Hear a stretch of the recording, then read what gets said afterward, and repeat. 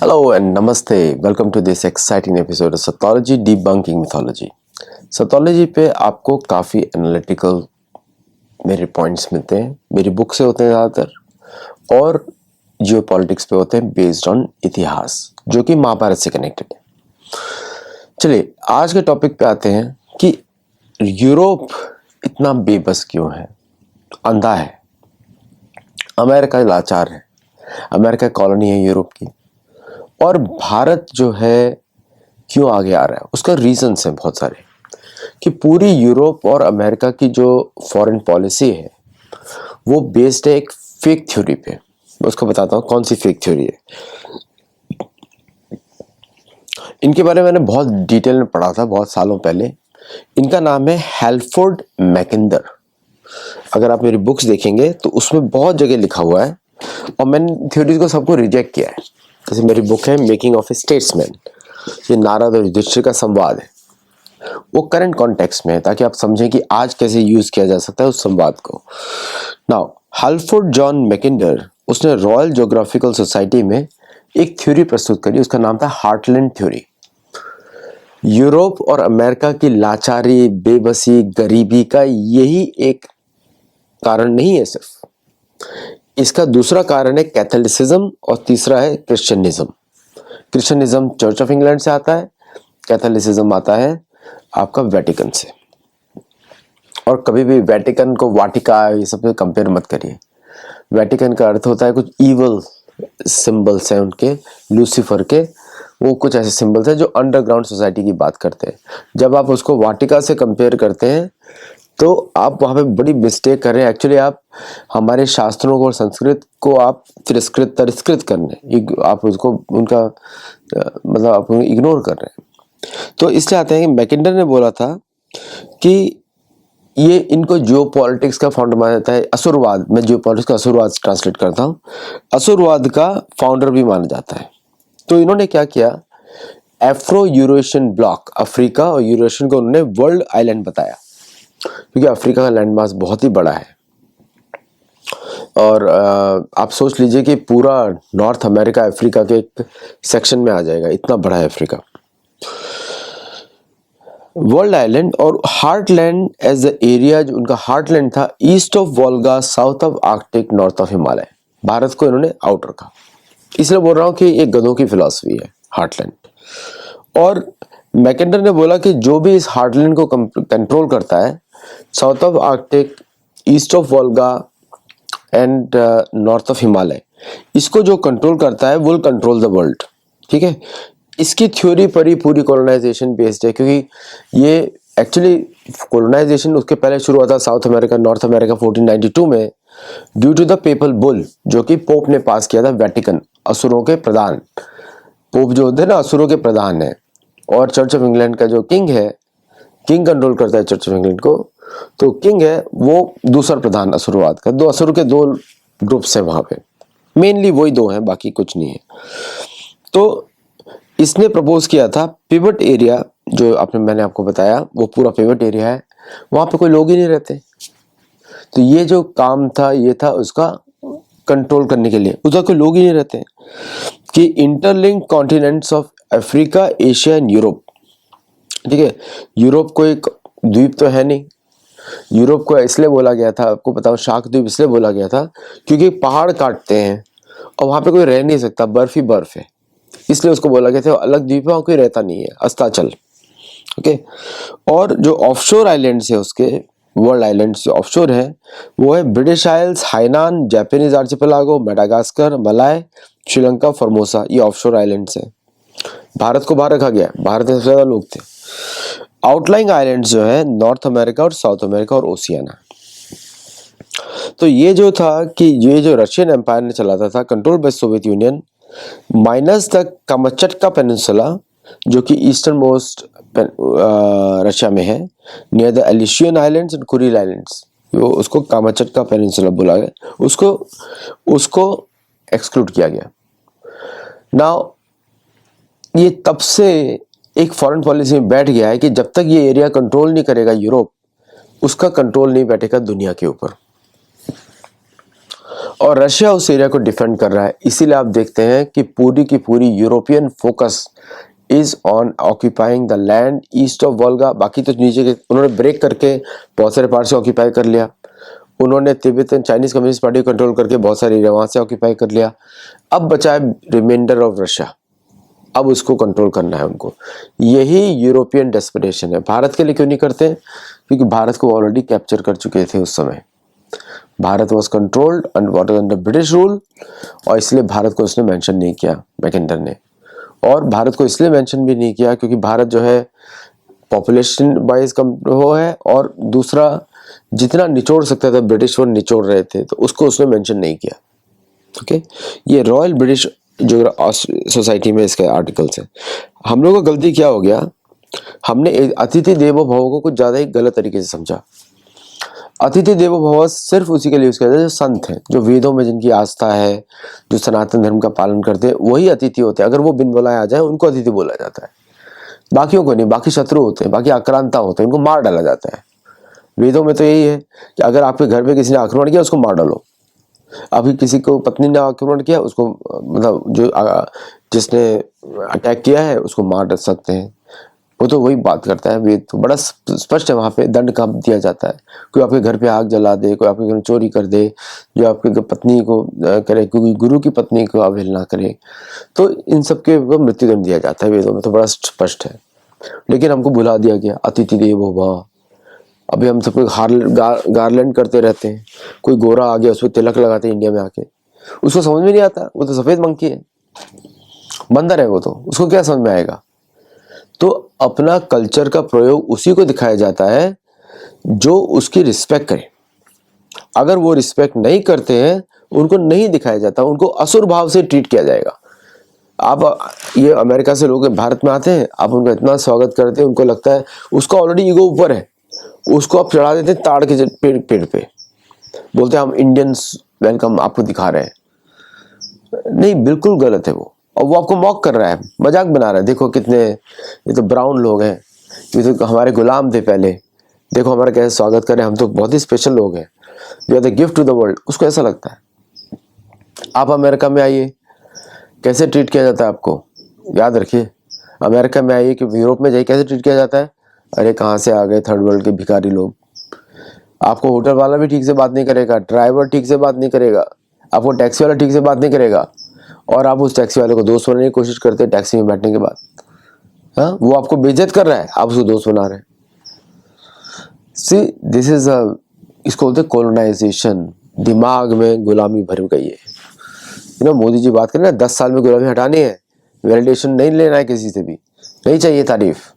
अगर आपको किसी से वैलिडेशन चाहिए अपने गुरु से लीजिए, अपने माता पिता से लीजिए, अपने रिश्तेदारों से लीजिए, सगे संबंधियों से, अपने बच्चों से लीजिए, है ना। जो आपके सनातन धर्म को प्रेम करता है उससे लीजिए। बहुत सारे अमेरिकन से जो सनातन धर्म से प्रेम करते हैं, हिंदू हैं, बहुत सारे गोरे हिंदू हैं, बहुत सारे गोरे यूरोप में हिंदू हैं, उनको सनातन धर्म से प्रेम है, उनके साथ मिलिए ढंग से। लेकिन ये क्या, तो कोई भी आ गया उसको इम्प्रेस करने की कोशिश कर रहे हैं, देखो कितना अच्छा कल्चर है। कुछ नहीं, you have to be stay जो आप हैं नेचुरल। मतलब इंडिया में तो कभी कभी मैं देखता हूँ अपने सगे संबंधियों से कितना बुरा व्यवहार करते हैं, मैं भी उसका दोषी हूँ। लेकिन मैं भी सुधर रहा हूँ, आप भी इम्प्रूव ही होना चाहिए हम सबको। मैं भी इम्प्रूव कर रहा हूँ अपने आप को। See the point is very simple, honest रहिए अपने ऊपर। दुनिया में सबसे बड़े क्रिटिक बनिए अपने, दूसरों के नहीं। तो जब अपने आप क्रिटिक बनते हैं ना, तो अपने आप ही धीरे धीरे दूसरे भी बदलने शुरू हो जाते हैं। तो सबसे बड़ी हमारा क्रिटिक क्या है, हमको पता ही नहीं अतिथि कौन है, हमको पता ही नहीं कि कौन हमारा मित्र है, हमने कभी सीखा ही नहीं इतिहास में, अब पता लग रहा है हम लोगों को कौन। तो यूरोप की बदतमीजी और एरोगेंस को बढ़ाने वाले भी एशियंस हैं। रशियंस उनको नहीं बढ़ाते, इसलिए रशियन चिढ़ते हैं वो, समझे आप, क्यों जानते हैं रशियंस ये कौन है, असुर है ये, इनका कोई वैल्यूज नहीं होता। आप सरेंडर करेंगे तो मार डालेंगे, आपको जो चोरी करना है चोरी करेंगे आपसे। तो ये हम लोग को रियलिटी को समझना पड़ेगा, और इस रियलिटी के साथ ही हमको आगे बढ़ना पड़ेगा, समझा है। आप इसको समझ लीजिए, अच्छी तरह ध्यान से समझ लीजिए। तो अब जो है ईस्टर्न यूरोप का स्ट्रेटेजिक इंपॉर्टेंस क्या था हार्टलैंड का, मैकिंदर का? वो था who rules use east Europe commands the heartland, who rules heartland commands the world island. Heartland मैंने आपको बता दिया, जो ईस्ट यूरोप को जो कंट्रोल करेगा वो हार्टलैंड को कंट्रोल करेगा, जो हार्टलैंड करेगा वो वर्ल्ड आइलैंड को कंट्रोल करेगा, और जो वर्ल्ड आइलैंड करेगा commands the world. World island तो मैंने बता ही दिया। ओके, सो ये इसका फिलॉसफी है। अफ्रीका, एशिया, यूरोप में वर्ल्ड आइलैंड है। जम्बू द्वीप सेंटर में होता है, हमारे शास्त्रों में बताया गया है ना। उसके आसपास होते प्लक्ष और उसके चारों ओर होते प्लक्ष, शाक और कुश, और थोड़ा उसके दूर होते हैं पुष्कर, क्रॉन्च, शाल्मली। ये है पूरी दुनिया। तो वो बड़ा सिंपल फिलॉसफी है इसका कि ईस्ट यूरोप, तो पूरा यूरोप की स्ट्रेटेजी इसी पे चल रही है, मैकिंडर पे चल रही है। अब यूरोप में अंदर लाचारी क्या है? यूरोप इतना अंधा क्यों है? क्योंकि यूरोप के पास पहले कभी दिमाग था ही नहीं। वहां पे कोई एक वो उठ जाता था, सब उसको फॉलो करते थे। जो भेड़ चाल चलती है ना, वहां पे वो चलती है यूरोप में। यूरोपियन यूनियन बनाने का यही मुख्य कारण था, कंसोलिडेट करो ईस्टर्न यूरोपियन गेम्स, ताकि किस पे कंट्रोल किया जाए? रशिया पे किया जाए। पूरा युद्ध रशिया पे इस आधार पे है। ठीक है, अब भारत को एक्सक्लूड किया हुआ है। अब भारत वहां से उठ गया नीचे से, इन लोगों को आइडिया ही नहीं था। 1947 के बाद भारत उठ गया, आइडिया नहीं था। यहीं पर मैकिंदर फेल हो गया। उसको ये नहीं पता था कि जो हार्टलैंड है वो बहुत बड़ा है। रशिया, भारत, अब रशिया के टुकड़े किए उन्होंने साउथ से, वोल्गा के ईस्ट में पूरा सेंट्रल एशिया टुकड़े किया based on this philosophy. Eastern Europe occupy किया based on this philosophy. NATO expansion किया बेस्ड ऑन दिस फिलॉसफी। इसको बोलते हैं अंधापना। समझे आपको? अगर ये आप समझ गए इनका अंधापना, इनका जो बैंक्रप्सी आप देख रहे हैं आइडियोलॉजी का, हमारे शास्त्रों में ऐसा बात ही नहीं होता है। हमारे शास्त्रों में होता है कि कर्म के आधार पर सबको कर्म करने का मौका दिया जाए, मुक्ति मिले, सब ऊपर जाए, अपने मतलब वैकुंठ को प्राप्त करें। वो पर्पज ही सभी लोगों को भुला दिया असुरवादियों ने। भारत में इसका ज्ञान है, लेकिन भारतीय सरकार भी फॉलो नहीं करती है। भारतीय सरकार वर्णाश्रम पे बातें नहीं करती, उसको लगता है जातिवाद है। भारतीय सरकार को वर्णाश्रम जो होता है जन्म के आधार पे नहीं होता है, वर्ण के आधार पे होता है। और वर्णाश्रम के माध्यम से सनातन धर्म बचता है।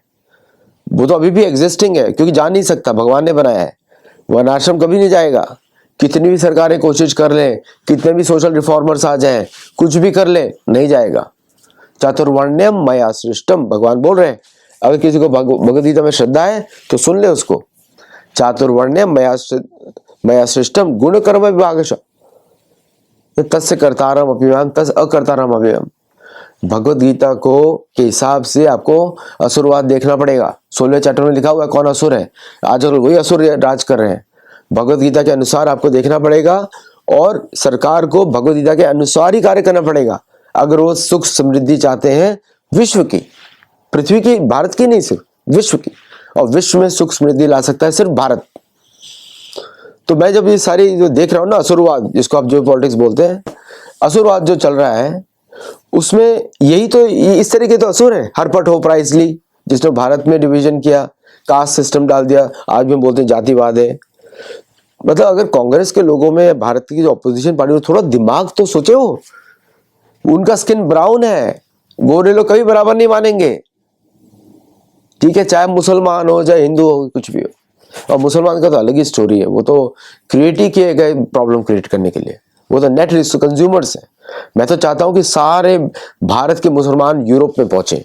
बड़े बड़े शिप्स देता हूं मैं, लग्जरी शिप्स, कि आप जाइए वहां पे रहिए, आपको बहुत आनंद आएगा। भारत में कोई जरूरत नहीं है, वहां पे बनाइए बाबरी मस्जिद और जो भी बनाना है आपको।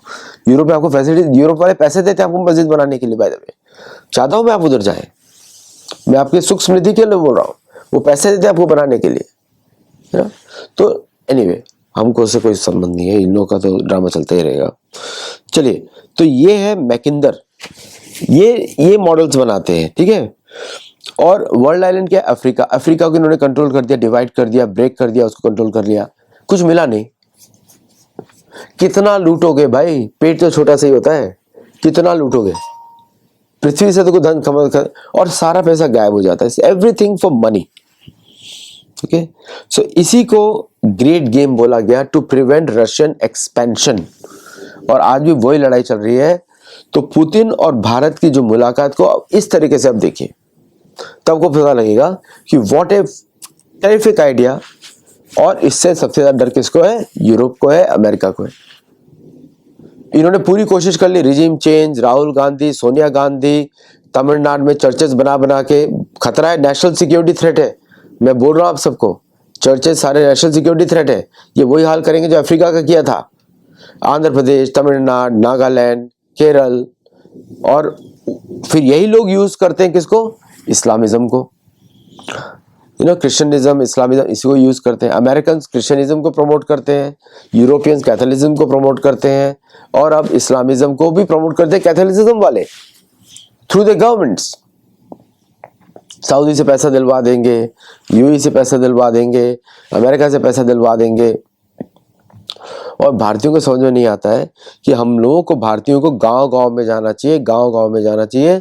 सारे आदिवासी, सारे जो अपने आपके घर में जो काम करते हैं, सबको चेक करना चाहिए आपको, और गांव में जाके आदिवासियों के साथ मिलकर उनको वापस सनातन धर्म में लाने की जरूरत है। और फ्रांसिस और जितने भी सिंबल्स हैं, किसी को सेक्युलरिज्म दिखाने की जरूरत नहीं है कि हमारे यहाँ सब धर्म प्रोटेक्टेड है।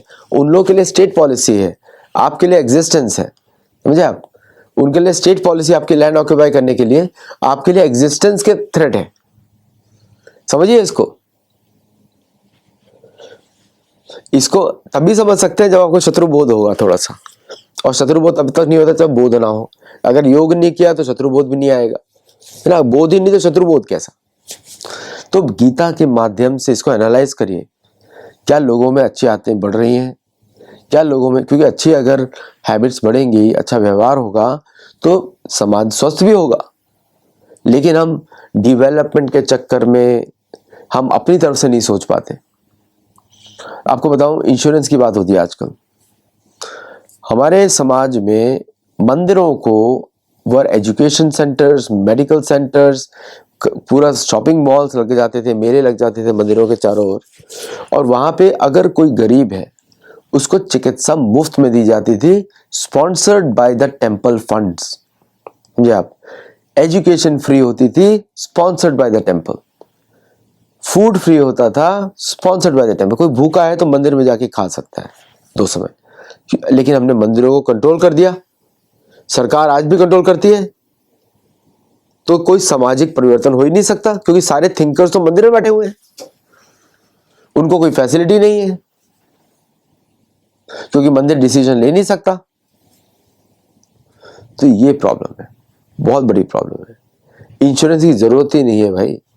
इंश्योरेंस कंपनी आप किसी और को पैसा दे रहे हो और पूछ रहे हो कि अब वो आपको मदद करेगा, ऐसा कभी होता ही नहीं।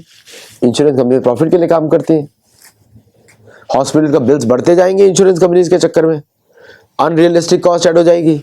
ICD-10 कोड, ICD-11 कोड्स, ये कोई अच्छा मॉडल तो नहीं है वेस्ट का। आप देखिए आगे अमेरिका में जाके कितना भी इंश्योरेंस ले ले, 3,000, 4,000, $5,000 जितना भी ले ले, तब भी आपको मेडिकल केयर नहीं मिलने वाली। हम सोच ही नहीं रहे कुछ भी। बात रियलिटी हमारे सामने है। यूरोप तो है अंधा, यूरोप अंधा शुरू से है। यूरोप अंधा इसलिए क्योंकि वहां की मोनार्की जनता को अंधा रखना चाहती है और गलत गलत फिलॉसफीज बनाते हैं और बेचते हैं। अब इसके थ्रू पूरा का पूरा World War I, World War II का यही पर मेन पर्पस था, हार्टलैंड को बढ़ाओ। गलती से रशिया उसमें कूद पड़ा। अगर रशिया को तो खाने की तैयारी थी कैथोलिक चर्च की। 1904 के बाद ही तो हुआ World War I, 1914 में हुआ सेम थ्योरी, 1945 में हुआ World War II same theory. उन्होंने सोचा था कि रशिया को हरा देंगे, हिटलर ऑलमोस्ट खा गया था, वो तो रशियंस की बहादुरी उन्होंने बचा लिया। ये तो थ्योरी ऑलरेडी कंप्लीट हो चुकी थी 1945 में ऑलमोस्ट। वो तो रशिया की बहादुरी है, वो बच गया। और रशिया के चक्कर में भारत को आजादी मिल गई। वो रशियन सोल्जर्स के बलिदान की वजह से हिटलर वहां पे रुका और भारत को आजादी मिली, समझे आप? तो ये भी, इसका भी याद रखना चाहिए। इनडायरेक्ट कॉन्सिक्वेंस है वो, इनडायरेक्ट।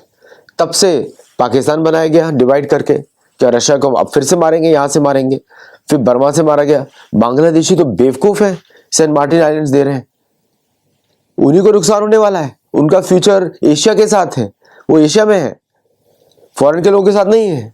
बट यहाँ पे फैला दिया गया है हिंदू मुसलमान तो अटैकर्स हैं, कन्वर्जन करा के परमानेंट प्रॉब्लम्स क्रिएट कर दी गई हैं वेस्ट के द्वारा। वही same theory, Mackinder story, same permanent problem, ultimately to get back at Russia. Chinese Communist Party को ऊपर बढ़ाया गया ताकि वो उसकी जमीन लेता रहे, फिर बाद में चाइनीज कम्युनिस्ट पार्टी को हटा देंगे वो लोग। ओके, जापान को उधर साइड में डाल दिया गया to attack from that side. Alaska वहां से ले लिया गया बिकॉज रशियन वाज वीक, ताकि वहां से अटैक करें। आप सोच रहे कितना भयंकर जाल बुना है रशिया के विरुद्ध इसी थ्योरी के लिए। अफ्रीका कॉन्कर कर लिया, उनको लगता है इंडिया ऑलरेडी कॉन्कर्ड हो गया, लेकिन मोदी पुतिन की मीटिंग में उनकी हवा निकल गई। यही है मेन पॉलिसी वेटिकन के अंदर बैठे हुए लोगों की, यही जियोपॉलिटिक्स है। इसमें दोनों कोलैबोरेट करते हैं हार्टलैंड थ्योरी पे, यही कॉर्नरस्टोन है फिलॉसफी का। अब जब अमेरिका ने देखा कि यूरोप तो नहीं हो रहा, वो तो सेटलर्स हैं, उनका तो कोई लॉयल्टी नहीं है यूरोप को उनका कनेक्शंस है, लॉयल्टी नहीं है। उन्होंने बोला कि हम डिस्कनेक्ट करेंगे, यूरोप अपनी रक्षा खुद देखे। अब क्या हो गया, अब सप्लाईज कहाँ से आएंगी, तो आप देखेंगे रिजीम चेंजिंग इन अमेरिका। मैं आपको भी बता देता हूँ, रिजीम चेंजिंग इन अमेरिका, क्योंकि उनको अमेरिकन ट्रूप्स चाहिए, अमेरिकन रिसोर्सेज चाहिए। उनको कोई जरूरत नहीं अमेरिका की लैंड की, वो भाड़ में गया, उनके लिए कॉलोनी है, रिच है, पुअर है, वो दे डोंट केयर। तो अब अमेरिका जब उनको काटने की कोशिश कर रहा है, they going to come back big time. क्योंकि अमेरिका को समझ में नहीं आ रहा है कि यूरोप तो अंधा है, अमेरिका लाचार है, एकदम लाचार है। अमेरिका कुछ कर ही नहीं सकता, उनका कनेक्शन इतने डीप होते हैं अमेरिका में यूके से, यू हैव नो आइडिया। और सब कुछ फेथ के थ्रू कनेक्टेड है। चाहिए लैंड, लेकिन फेथ के थ्रू होगी, गॉड, मॉरलिटी, इक्वालिटी, जस्टिस, ये बड़ी बड़ी बातें फेंकी जाएंगी, है ना। और साउथ अमेरिका, नॉर्थ अमेरिका को पूरा रिसोर्सेज सक करके one final attempt will be made on Russia.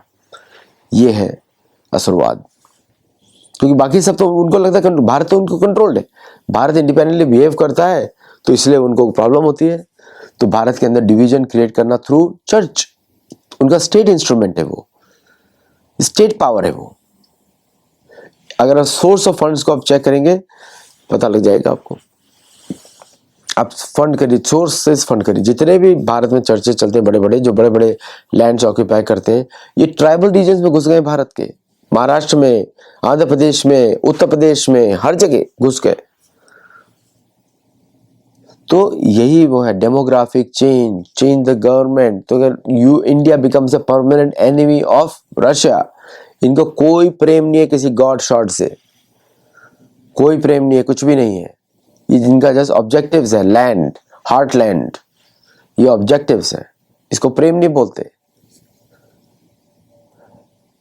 ये चल रहा है, this is a reality. So now what we can do, solution की बात करते हैं। ये तो चलिए प्रॉब्लम्स बता दी मैंने कि उसके भी हार्टलैंड के बेसिस पे मैंने आपको प्रॉब्लम्स एक्सप्लेन कर दिया कि ये प्रॉब्लम चल रहा है। अब what is the solution? Solution वही है जो मोदी जी कर रहे हैं, आत्मनिर्भर भारत। इनकी लड़ाई के चक्कर में नहीं पड़ना, रशिया हमारा दोस्त है, रशिया के साथ कोलैबोरेट करना और रशिया को भी प्रोटेक्ट करना, और रशिया भी भारत को प्रोटेक्ट करे। कहीं ना कहीं भारत को साइड्स चूज करनी पड़ेंगी, और शायद भारत ने कर भी ली है। भारत ने धर्म की साइड चूज करी है, और भारत ही पूरे विश्व पे जब राज करता था तब विश्व में शांति थी, तब भारत की सेना इतनी बड़ी थी, भारत दंड देता था। आजकल हम दंड देना भूल गए हैं, बस ऐसा सिस्टम बना लिया है कि बस अधर्म को टॉलरेट करते रहो, टॉलरेट करते रहो, टॉलरेट करते रहो, और फिर उसके बाद क्या होगा? फ्रस्ट्रेशन दिख ही रहा है हर जगह। एक टर्किश एयरलाइंस ओन्ड कंपनी ने, इंडिगो ने, एयरलाइंस बंद करा दी 2 दिन के लिए, प्लान्ड आउटेज। उसका जो सीईओ है वो भी गोरा है, टर्किश है, कौन ब्रिटिश है, European, I don't know. Air India का भी सीईओ गोरा है, लुक एट दैट। और 91% शेयर है इन दोनों एयरलाइंस का। किस तरह रशियन प्रेसिडेंट के आने के समय यह काम किया गया, जस्ट शोड देयर पावर। तो डेफिनेटली इसके पीछे कौन है? एजेंसीज हैं पश्चिमी की, यूके की, यूएस की, सब तरफ की।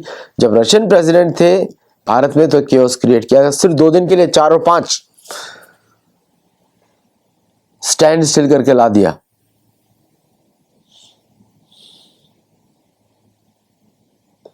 सो दिस इज द जियोपॉलिटिक असुरवाद भारत के विरुद्ध। समझ में आया आपको? भारत स्टैंड स्टिल लेके ला दिया भारत को। और टाइमिंग देखिए इसका। तो ये भारत को अभी राहुल गांधी जैसे लोग, इनको समझ में आएगा नहीं। ये सब लोग तो पिट्ठू है, मतलब they are the lowest leg.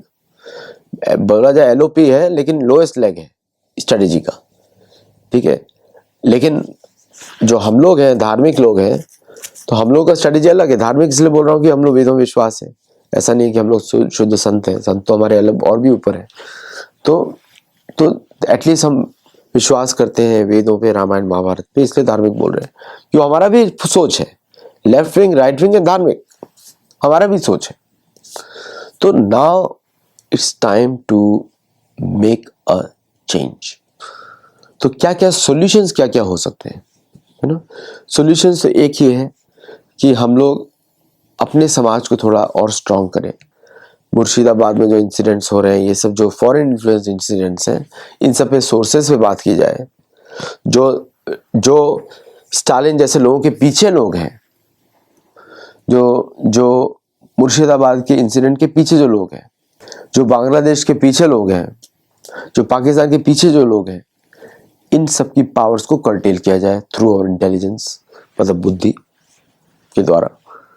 और फिर काइनेटिक एक्शंस की बात की जाए जहां जहां करेक्शन करने हैं, क्योंकि ये बला काइनेटिक एक्शन से ही जाती है। आपको दिखाना पड़ेगा। वो नहीं है कि अभी दिल्ली जो ये सब जो ब्लास्ट भारत में हुए, कोशिश की गई, तो इनके पीछे कौन कौन लोग थे और क्या क्या किया जा सकता था, उसका जवाब तो भारत ने दे दिया कि आपकी फंडिंग हम छीन लेंगे। ओके, आपने दिल्ली ब्लास्ट करवाया, हमने पुतिन से रिलॉस एग्रीमेंट करा दिया। इमेजिन, मैसेजिंग आप देखिए, वो डिस्टेंस आपको पता लग जाएगा। ओके, और प्लस काइनेटिक एक्शन जो होगा उसी से ये चीज ध्वस्त होंगी। जो उनके रीजन में जो कंट्रोल में आ गया है, जैसे भारत को कंट्रोल करते हैं थ्रू वेरियस वेज, अभी भी कंट्रोल है, तो ट्रेड पे उनको मात देनी पड़ेगी, अदरवाइज ये कंट्रोल में नहीं आएगा। रशिया भी वही कर रहा है, सेंट्रल एशिया में अपनी रीच बढ़ा रहा है। चाइना थोड़ा सा मूर्ख निकला स्ट्रेटेजी में, चाइना इनके चक्कर में पड़ गया, चाइनीज कम्युनिस्ट पार्टी, क्योंकि वो कम्युनिस्ट पार्टी है, उसको इजीली कर्व किया जा सकता है, वो उनके चक्कर में पड़ गया। तो चाइना को उससे बाहर निकाला जा सकता है अगर हम उसके साथ थोड़ा और बातें की जाए, डीप कन्वर्सेशन किया जाए ऑन सिविलाइजेशन ग्राउंड। और मतलब कि चाइना तो हिंदू देश ही है, उसको अपना पास दिखाना पड़ेगा कि उसमें ही चाइना का बेनिफिट है। लेकिन चाइनीज कम्युनिस्ट पार्टी ने जिस तरह बनाया है देश, impossible to talk with Chinese. तो चाइनीज भी अब असुरवाद की कैटेगरी में आ रहे हैं, तो उनके लिए जियोपॉलिटिकल एक्शन जरूरी है, काइनेटिक। साउथ ईस्ट एशिया में अपनी जड़ें मजबूत बनानी पड़ेंगी। और प्राइम मिनिस्टर मोदी का जो इनिशिएटिव है, लुक ईस्ट महासागर इनिशिएटिव, और MBS, कतार, इन सब के साथ दोस्ती बनाना, रशिया का वो है, this is all ensuring the security. पूरा का पूरा जियोपॉलिटिक्स इस पे आधारित है, जो असुरवाद बोल रहा हूँ। हमारा अभी राजनीति तो शुरू हुआ नहीं है। राजनीति मोदी जी थोड़ा ग्लिम्पसेस दिखाते हैं, क्रिएटिंग फ्रेंडशिप, लेकिन उसके पीछे वो दंड वाला फिगर नहीं है। जैसे उसके पीछे दंड आ जाएगा, मिलिट्री दंड आ जाएगा, then things will fall apart. क्योंकि ये जो मकिंदर बसिंदर, जो भी इसका नाम है, मकिंदर हार्लैंड मकिंदर, ये जो आदमी है, हालफोर्ड जॉन मैकिंदर, 1904। पेपर क्या है इसका? पेपर का नाम था the geographical pivot of history, जिसका नाम था article, to royal geographical society, जो हार्टलैंड थ्योरी पे बात करता है। तो हार्टलैंड थ्योरी को फेल होना, इसको सक्सेस बनाने के लिए बात हो रही। जैसे ही इनका हार्टलैंड कैप्चर हुआ, they control the whole world. एक ही रोड आया इनके रास्ते में, भारत, क्योंकि हमारा थ्योरी कुछ और है, उसका नाम कुछ है नहीं, लेकिन हम उसको जनरली बोलते हैं चाणक्य नीति, जनरली। लेकिन हमने उसका कोई ग्लोबल पर्सपेक्टिव नहीं बनाया। मैं चाहता हूं कि हम लोग बनाए इक्ष्वाकु नीति, क्योंकि इक्ष्वाकु वंश का राज 7 महाद्वीपों में था। भगवान राम बोलते हैं सुग्रीव को कि तुम अपने वानरों से बोलना, वनित वानर जो गए थे क्रौंच और पुष्कर में अमेरिका में आए थे, 1 लाख वानरों के साथ आए थे, उनको बोला कि अभी इक्ष्वाकु वंश के राजा भरत हैं, उनके बिहाफ पे राम उनका बड़ा भाई आदेश देता है कि अगर सीता को तुमने छुपाया है हमको बता दो, रावण की तरह। ये थे शब्द उनके।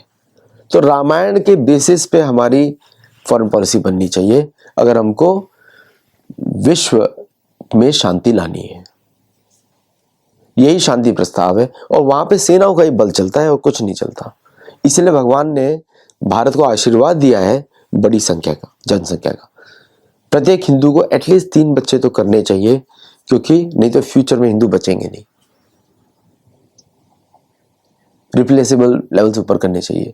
बाकी के बच्चों का पता नहीं, क्योंकि हिंदू के बच्चों तो वेदों को, महाभारत का प्राण, वो तो सम्राट बनेंगे, इसलिए करने पड़ेंगे, नहीं तो फ्यूचर जनरेशन का क्या होगा। हर व्यक्ति के पीछे 4000 लोग पीछे हैं हमारी, तब आके हमारा जन्म हुआ है, इतनी पीढ़ियां हैं। तो इसलिए हमारा भी दायित्व बनता है कि हम पीढ़ियों को सस्टेन करें आगे। लोगों को डर लगता है कि उसको मेंटेन कौन करेगा। हो जाता है, सब कुछ हो जाता है, क्योंकि मेंटेनेंस का काम विष्णु का होता है, लेकिन आपको भी प्रयत्न करना पड़ेगा। हम लोग मुसलमान नहीं है, हम लोग बाकी लोग नहीं है, तो माइंडसेट निकालना पड़ेगा जो हमको बता दिया गया है। बड़ा मुश्किल है मेंटेन करना, ये चर्च ने भर दिया है। अपने लोगों को क्या बोलते हैं, ज्यादा बच्चे करो। हिंदुओं को बोलते हैं कि मेंटेन कैसे करोगे, अपने बच्चों को बोलते हैं मेंटेन। तो हमारे मंदिरों को साथ में आना पड़ेगा कि, और वहां पे परिवारों को सपोर्ट करना पड़ेगा। जैसे वहां पे चर्च लोग सपोर्ट करते हैं, मंदिरों को भी सपोर्ट करना पड़ेगा ऑन आध्यात्मिक ग्राउंड्स। इसीलिए मंदिरों का स्वतंत्रता बहुत इंपॉर्टेंट है। हार्टलैंड थ्योरी को ब्रेक करने के लिए डेमोग्राफी चेंज करनी पड़ेगी और युद्ध नीति लानी पड़ेगी as a main pillar of भारतीय फॉरेन पॉलिसी, धार्मिक फॉरेन पॉलिसी। चाहे उसको चाणक्य नीति बोल लें, चाहे उसको नारद नीति बोल लें, क्योंकि नारद कोई जोकर तो नहीं है, नारद तो गुरु है सबके, राजाओं के गुरु हैं सभी, प्रहलाद, ध्रुव, जिसका भी राजा का बोल लीजिए। तो आपको उस तरह उसको प्रैक्टिकल इम्प्लीमेंटेशन में लाना पड़ेगा। किसी को पता नहीं तो मेरी बुक का गाइडेंस ले, Narad the making of a statesman. Sun Tzu तो झूठ मूठ की किताब लिखी है, आर्ट ऑफ वॉर, उसका ऑथर का भी नाम मालूम नहीं किसी को, कहां कौन था। वो वैसे ही है जैसे बिटकॉइन का फाउंडर, सम जापानीज। ठीक है, इसका कोई चाइनीज कल्चर से मतलब नहीं है। Art of war, terracotta warriors Hindu warriors थे, हिंदुओं से बचने के लिए बनाए थे कि पट्टे बनाने को, इसको देख के लोग डर जाएंगे। So we are looking at, क्योंकि हिंदू बड़े और लंबे होते हैं एज कम्पेयर टू चाइनीज, जिससे टेराकोटा वॉरियर्स बनाए गए, है ना। तो now it's time to change, और करंट असुरवाद को समझकर भारत को अपनी स्ट्रेटेजी बनानी चाहिए। आज तक के लिए इतना ही। अगर आपको वीडियो अच्छा लगा तो मेंबर्स बनिए, हमारे गुरुकुल में जुड़िए और धर्म की दृष्टि से दुनिया को देखने की कोशिश करिए, और आपको उससे बहुत प्रेरणा मिलेगी। आपका स्वाध्याय बढ़ेगा, आपका अध्यात्म बढ़ेगा, और जो अगर आपकी रुचि, क्योंकि इस तरह का शो देख रहे हैं तो आपकी रुचि होगी जियो पॉलिटिक्स या असुरवाद में, तो असुरवाद को समझिए। और उसके साथ हम तो धार्मिक लोग हैं, मतलब साधक हैं, कोशिश कर रहे हैं धार्मिक बनने की, और हमारे साथ जुड़ के उसको काउंटर भी करिए। Thank you very much. नमस्ते एंड जय जगन्नाथ।